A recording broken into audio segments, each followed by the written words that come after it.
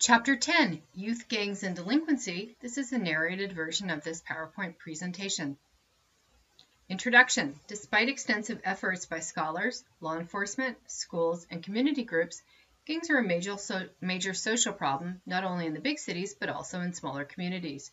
Gang crime poses special challenges for criminal justice agencies for two reasons: the motivation of juveniles to engage in gang activity, and the likelihood that juvenile gang members will continue to break the law as adults.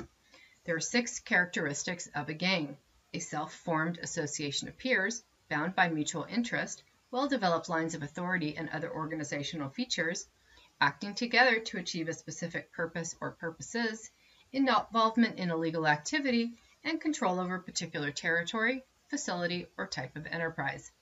Other characteristics include use of symbols, colors, sports jerseys, or other articles of clothing, using of signs, flash hand signs, boundary marking with graffiti. Studying gangs, 2 defining aspects of a gang member.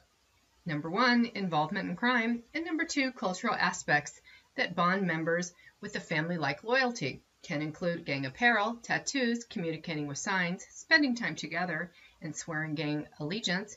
And primary group, a small social group whose members share personal, enduring characteristics and relationships. 2 common research strategies: examine records and talk to criminal justice administrators and/or schools, and talk directly to youth and gang members through surveys or interviews. Are there gangs in your city? Might get a different response from the chief of police than it does a gang member. How much crime is gang-related? Police don't always separate incidents according to whether they're gang-related, so it's difficult to determine whether a crime involves gang activity if there's no arrest. Police records will probably underreport the level of intensity of any specific gang problem. Field studies, useful for understanding the circumstances of gang members' lives, provide the foundation of what we know about gangs. 3 problems of studying gangs. 1. Research must find members who are willing to talk. Snowball sample. Information is gathered by asking each person interviewed to suggest additional people for interviewing. Number 2, generalizability. The degree to which the results of an individual study or investigation sample can be applied to other studies and samples. When studying one particular gang, it's risky to attribute those findings to other gangs, especially in other places. And number 3, researchers' effect on the setting. The Hawthorne effect is an example: the tendency of research subjects not to act as they normally would as a result of their awareness of being studied. Delinquency, peers, and group activity. Gang delinquency is group behavior. Kids might be tempted into delinquent behavior by their peers. Some research has shown that for youths who join gangs, stable membership typically occurs at the age of 13. Teenagers in gangs are more likely to break the law than those who aren't.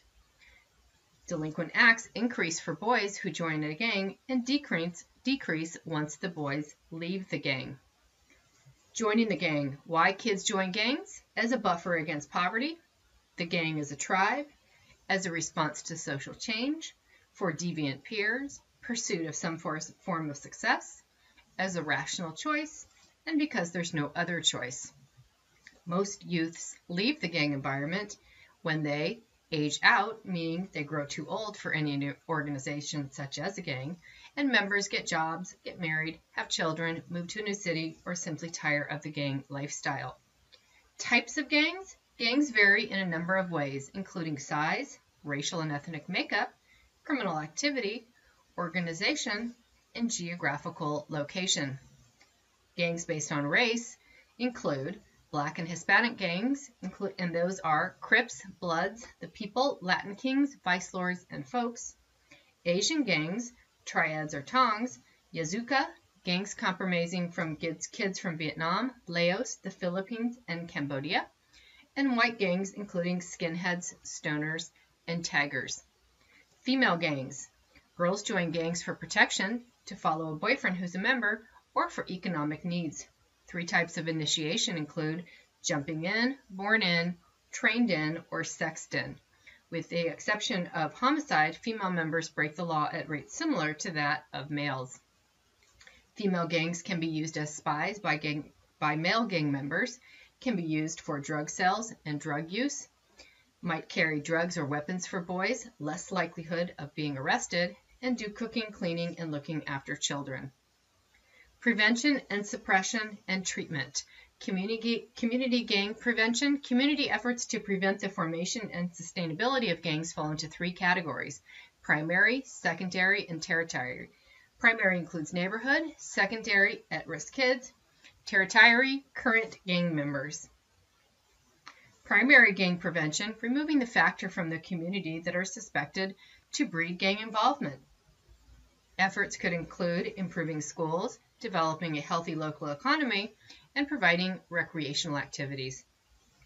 Secondary gang prevention, focusing on the intervening in potential gang member lives, Head Start programs, gang resistance education and training, and broader urban involvement and leadership.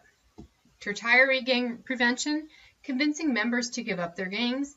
Gang loyalty can be compared to religious conviction. The juvenile justice system uses two approaches: deterrence and treatment. Two problems with rehabilitation: it's expensive. Few states have allocated the money to provide comprehensive programs in all facilities. Institutional gang subcultures, gangs in prison or detention facilities, can deeper involvement. This concludes this narrated version of this PowerPoint presentation.